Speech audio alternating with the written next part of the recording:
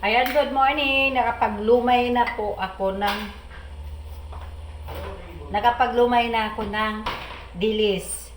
Ngayon meron akong gata. Lagyan ko ng suka. Ito yung pinakasabaw namin sa aming kilawin, no? Ayan, so maggata tayo ngayon para magamit dito. Ayan. Wait lang po, ako ay maggagata.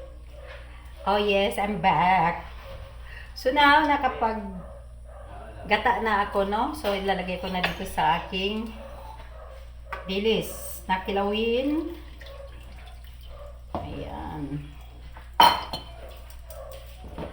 Tapos, meron akong lamas.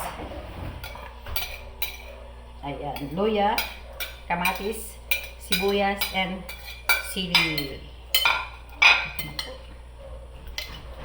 Wala lang gulay ha, wala na siyang pipino or ano, basta ganito lang po kami magkilawin. Lagyan natin ng asin. A little bit more, okay.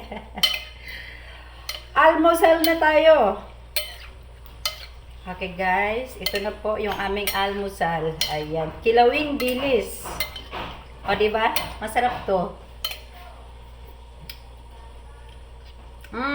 Ang ginamit kong suka nito is suka sa lubi, no? Coconut vinegar. Oh. So that's it and bye. Thank you.